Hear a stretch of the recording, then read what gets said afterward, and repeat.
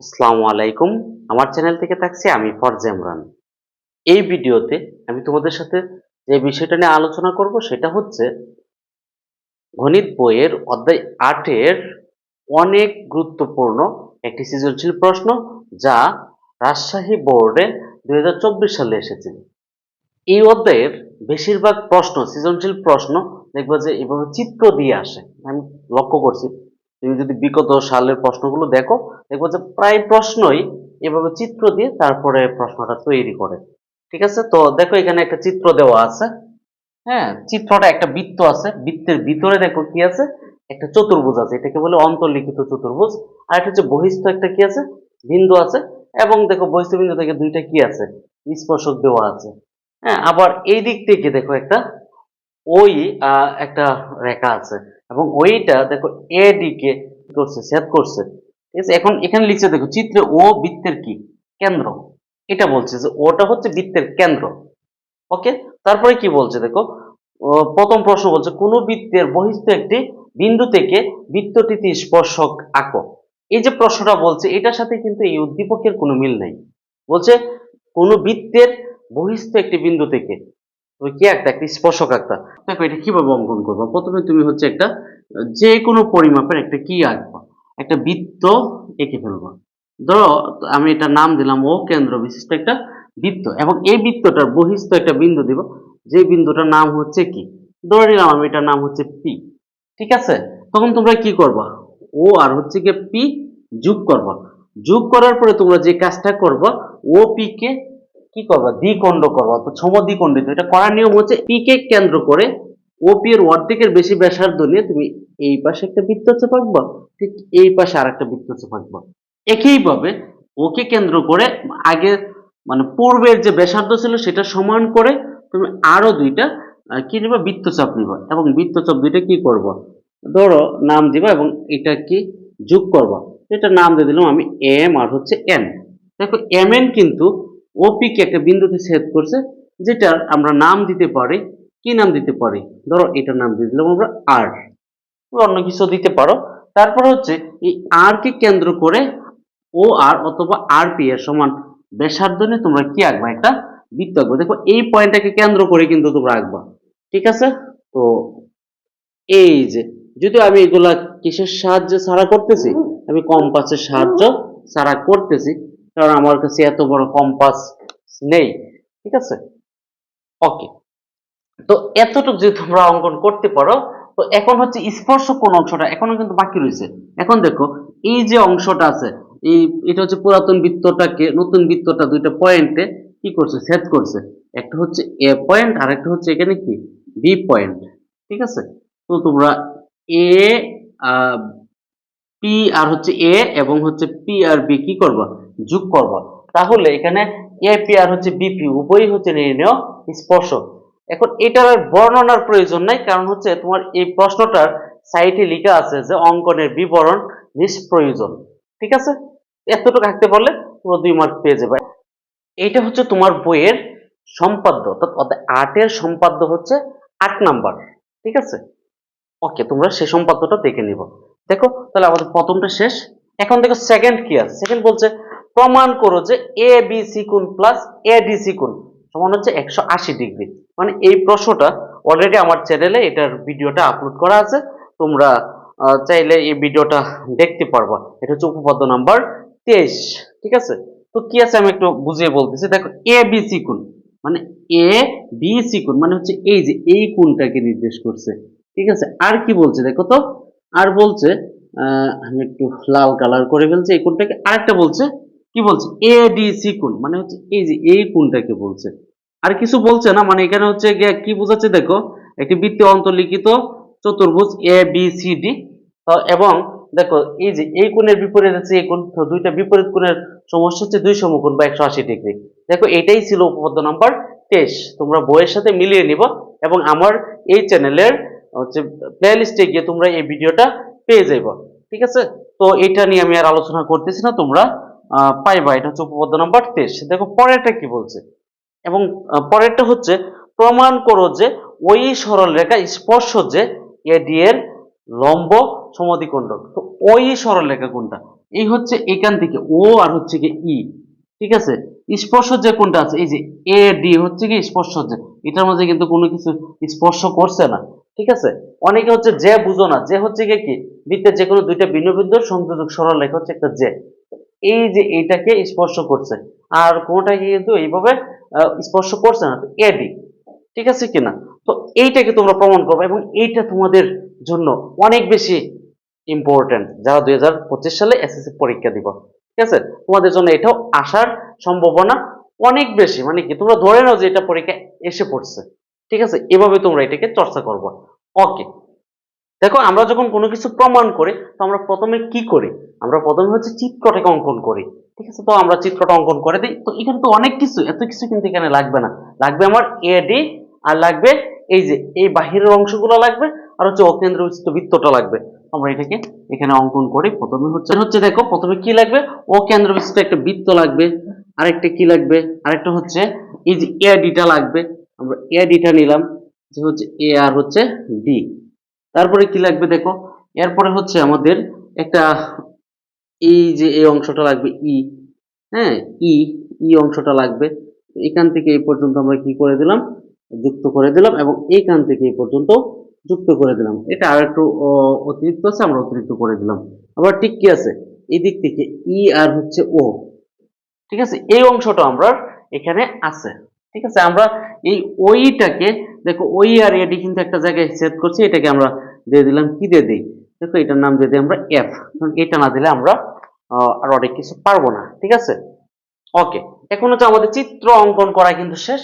আমরা কি করব, চিত্রটা কিন্তু আমরা আঁকছি। এখন প্রথমে আমাদের লাগবে বিশেষ নির্বাচন।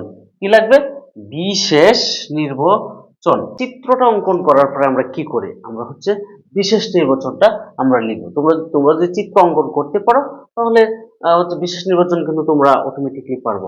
তো দেখো আমরা কি করি, মনে করে অথবা কেউ যদি মনে করে যে দেওয়া আছে তাও লিখতে পারো, কারণ একটা চিত্রটা দেওয়া আছে। তো মনে করি ও কেন্দ্রস্থ বৃত্তের ই একটি কি, ই একটি হচ্ছে বহিস্থ, বহিস্থ ই একটি হচ্ছে বহিস্থ কি, বহিস্থ বিন্দু, এবং এই এবং হচ্ছে গিয়ে ডি হচ্ছে গিয়ে কি, দেখো তো দুটি স্পর্শক কিনা, দুইটি হচ্ছে স্পর্শক, এবং এডি হচ্ছে গিয়ে কি, এডি হচ্ছে স্পর্শক জে, ঠিক আছে কিনা। তারপরে কি ওই রেখাংশ এই এডি জে কে একটা বিন্দুতে ছেদ করছে, বিন্দুটার নাম এফ। তুমি যদি অন্য কিছু দাও, এখানে যদি মনে করো যে না পি ব্যবহার করবা, তাহলে সেটা দিতে পারো পি। তারপর হচ্ছে প্রমাণ করতে হবে, যে কি প্রমাণ করার কথা বলছে, ওই সরলরেখা স্পর্শ হচ্ছে এডি এর লম্ব দ্বিখণ্ডক। তো তোমরা এই কথাটা তোমরা লিখে দিব।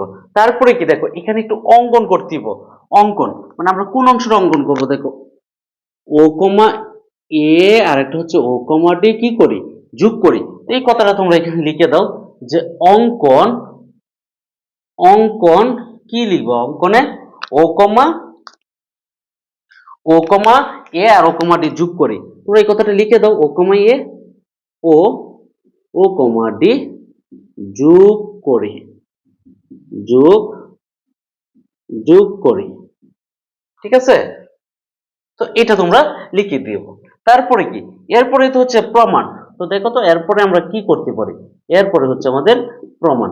তো প্রমাণে আমাদের কি করতে হবে, আমাদের কিন্তু প্রমাণ করতে হবে, ভালো করে বুঝো। এই এডিটা যে এখানে যে রেখা আছে, ওই যে রেখাংশ বা সরল রেখায় যে এডি কে কি করছে, লম্ব সমদ্বিখণ্ডিত করছে, মানে লম্ব হয়েছে আবার কি করছে সমান দুইটা খণ্ড করছে। তাহলে আমাদের এখানে দেখাই দিব এই যে এএফ আর হচ্ছে গিয়া ডিএফ সমান, এটা দেখাই দিব।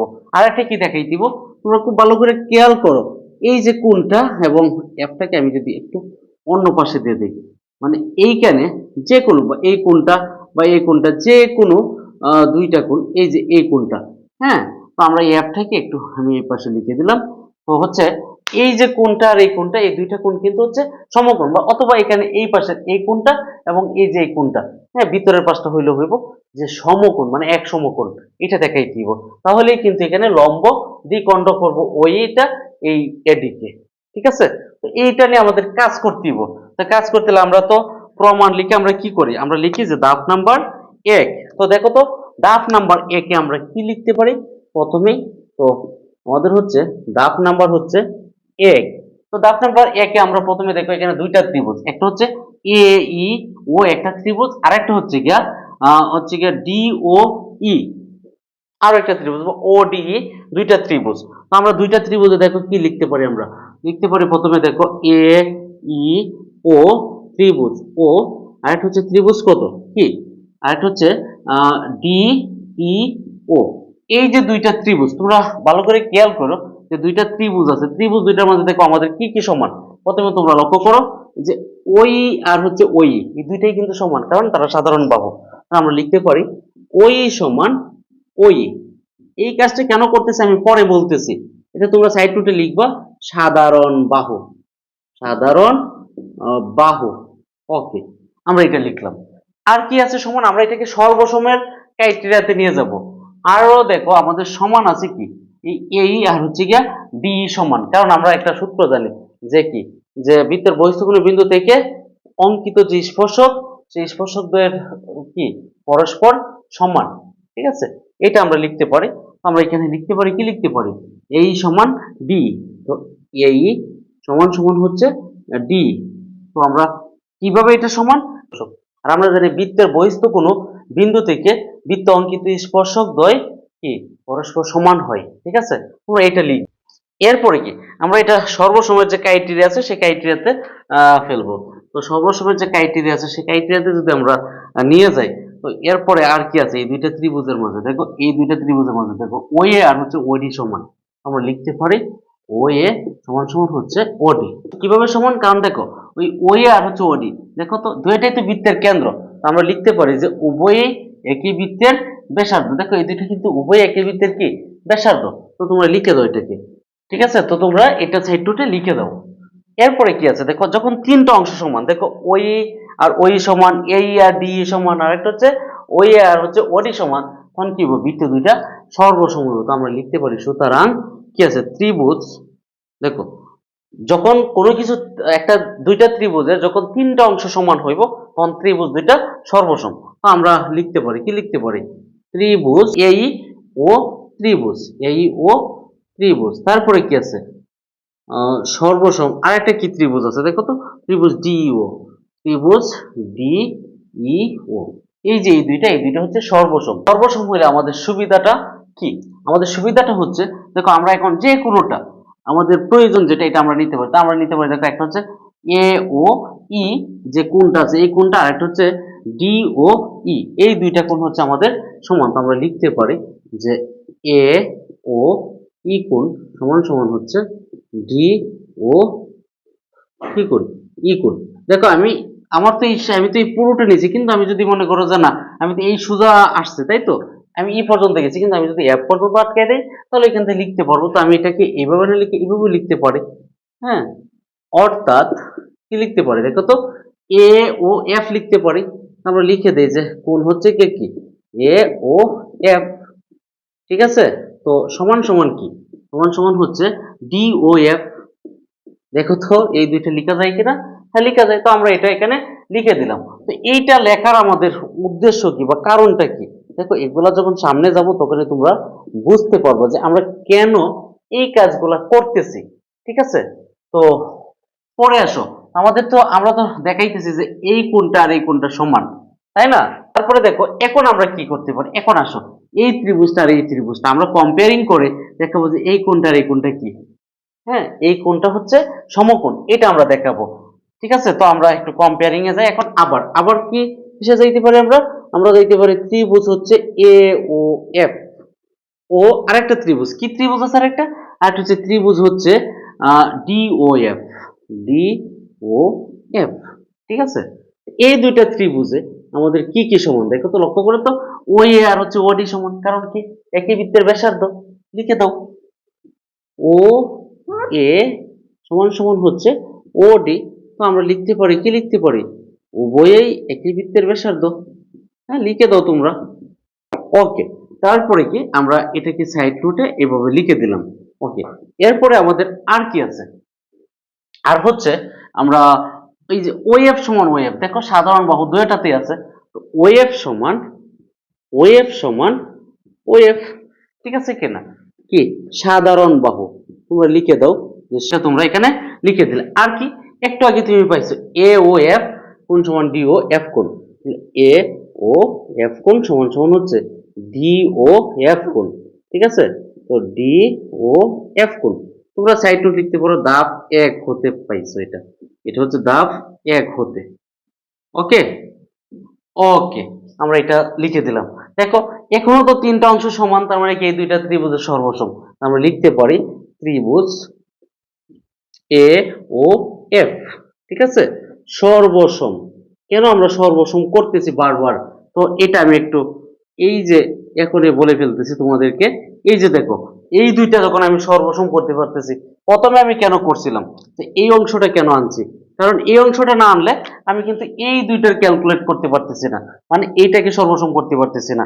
আর এটাকে সর্বসম না করলে আমি এই যে কোণটা আর এই কোণটা, এই দুইটা কোণ সমকোণ দেখাইতে পারতেছি না, এবং এ এফ আর হচ্ছে গিয়ে ডি এফ এই দুইটাকেও সমান দেখাইতে পারতেছি না। তো এই দুইটা অংশ আমি এখানে সমান দেখাই দেবো। লিখতে পারতেছি, কি লিখতে পারতেছি? আমি লিখতে পারতেছি কোণ হচ্ছে এ এফ ও কোণ, এ এফ ও কোণ সমান সমান হচ্ছে কোণ ডি এফ ও কোণ, ডি ডি এফ ও কোণ, ঠিক আছে? এই দুইটা কোণ, এই দুইটা কোণ সমান। আরেকটা কি? আরেকটা হচ্ছে এ এফ সমান ডিএফ, এ এফ সমান হচ্ছে ডিএফ। তো দেখো এই যে এটা করছে কারণ কি? তা আমরা এটাকে সমান দুইটা দুইটা খণ্ড করছে, এবং কি দ্বারা? এই যে ও এফ দ্বারা কিন্তু সে কি হচ্ছে, এই যে এই অংশটা সমান দুই ভাগে বিভক্ত হচ্ছে। এখন এখানে যদি আমি লম্ব দেখাইতে পারি তাহলে সে কি হয়ে যাব? সে হচ্ছে আহ, ওই যে রেখা আছে সরল রেখা স্পর্শজ এডি, এর উপর কি আছে? লম্ব সমদ্বিখণ্ডক। এই কথাটা আমরা প্রমাণ করতে পারবো, এবং আমরা কিন্তু অলরেডি প্রায় এটা করে ফেলছি। আমরা এটা কিন্তু সমান দেখাইতে পারছি এই অংশটা আর এই অংশটা, ঠিক আছে? দেখো, তো আমরা এটা সমান করে ফেলছি। দেখো এই যে এই লাইনে এইটা সমান হওয়াতেই আমরা কি এটাকে সমকোণ প্রমাণ করতে পারছি না? কিন্তু আমরা পরের ধাপে কিন্তু এটা সমকোণ প্রমাণ করে ফেলবো। দেখো কিভাবে করতেছি। ধাপ নাম্বার 3-এ আসো, ঠিক আছে? 3 নাম্বার ধাপে দেখো, তুমি লক্ষ্য করো এ এফ ডি একটা কিন্তু সরল কোণ, ঠিক আছে কিনা? তা আমরা লিখতে পারি যে হচ্ছে এ এফ ডি কোণ সমান কত? 2 সমকোণ, ঠিক আছে? আমরা লিখতে পারি এটা 2 সমকোণ, এবং আমরা লিখতে পারি কি এ এফ ডি কোণ সমান হচ্ছে কি সরল কোণ। আমরা লিখতে পারি কিনা দেখো, তো লিখতে পারি, এটা লিখে দেবো যেহেতু এ এফ ডি একটি সরল কোণ, ঠিক আছে? তো এটা লেখার পরে তোমরা এখন একটু এখানে আসো, লক্ষ্য করো যে এই যে এ এফ ডি যে কোণটা আছে, এ এফ ডি মানে এই সরল কোণটা কিন্তু দুইটা পার্টে ভাগ হয়েছে, একটা হচ্ছে এ এফ ও কোণ আর একটা হচ্ছে ডি এফ ও কোণ, মানে এই জায়গাটাই কি হয়েছে? পার্ট হয়েছে, ঠিক আছে? আমরা ওই ভিতরের অংশটাকে দেখাইতেছি, এটা এই অংশটাই পার্ট হয়েছে। তো আমরা দুইটা পার্ট, একটা হচ্ছে এ, একটা হচ্ছে এফ ও কোণ প্লাস হচ্ছে ডি এফ ও কোণ সমান সমান কত? হচ্ছে 2 সমকোণ। কথাটা তোমরা বুঝছো কিনা দেখো।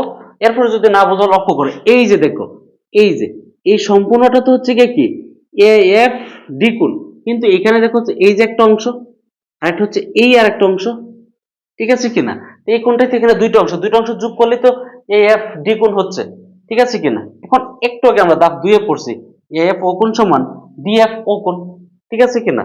এই দুইটা যেহেতু সমান, তো আমরা এখানে লিখতে পারি, কি লিখতে পারি? কোণ এ এফ ও প্লাস হচ্ছে এই যে ডি এফ ও সমান হতো এ এফ ও, আমরা লিখতে পারি যে কি এ এফ ও কোণ সমান সমান কত? 2 সমকোণ। দেখো তো তোমরা বুঝতেছো কিনা দেখো। হ্যাঁ? দেখো এটা এটা বুঝছো কিনা? আমরা এটা সাইড নোটে লিখি যে ধাপ 2 হতে, ধাপ কত হতে? 2 হতে। এখানে আমরা একটু কথা লিখছি, কোনটা লিখছি? যে এফ ও, মানে এটা সমান হচ্ছে ডিএফ ও কোণের মান হচ্ছে এফ ও কোণ, ঠিক আছে কিনা? এই দুইটা সমান। তো এখন দেখো এটা কি আমরা কি লিখতে পারি দেখো তো, 2 এ এফ ও কোণ সমান সমান হচ্ছে 2 সমকোণ, ঠিক আছে কিনা? তা দেখো এরপরে হচ্ছে এই 2 আর এই 2 কি হইব? কাটা না? দেখো তো আমরা 2 দ্বারা যদি ভাগ করি তাহলে আমরা লিখতে পারি যে এই 2 আর 2 হচ্ছে কাটা, তাহলে কি থাকতেছে? এ এফ ও কোণ সমান হচ্ছে এ 1 সমকোণ। তো 1 সমকোণ মানে এটা সমান কি?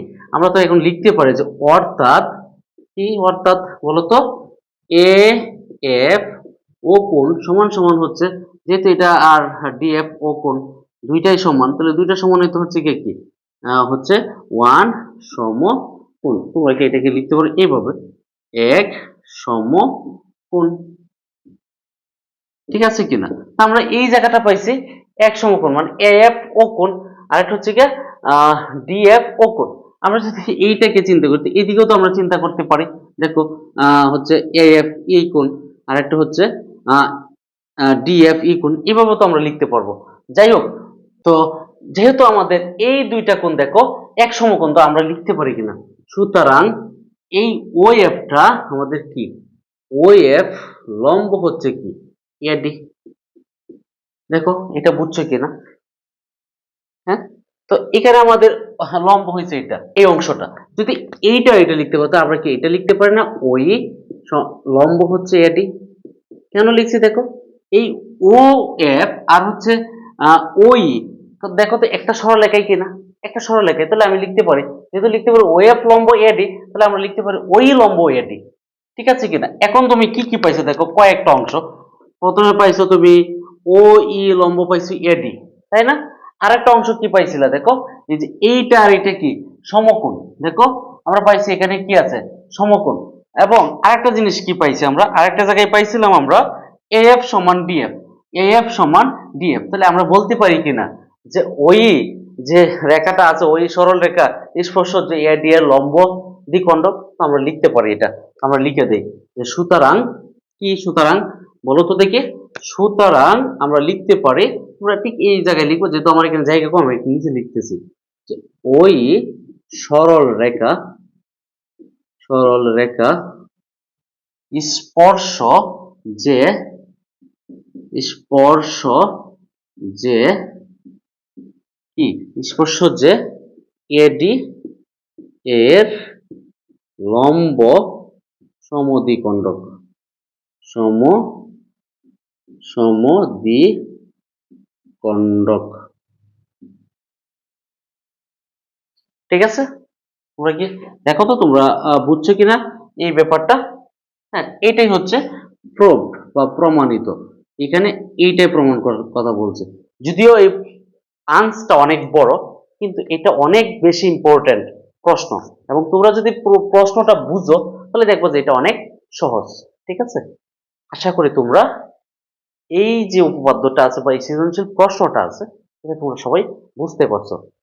এরপরেও যদি কেউ বুঝে না থাকো, আমার এই ভিডিওতে তোমরা কমেন্ট করো যে কি বুঝছো না, এবং তোমরা আর কোন টপিকসের উপর, গণিত এবং উচ্চতর গণিতের তোমরা আর কোন টপিকসের উপর ভিডিও চাও, সেটা আমার এই ভিডিওতে কমেন্ট করে জানাও।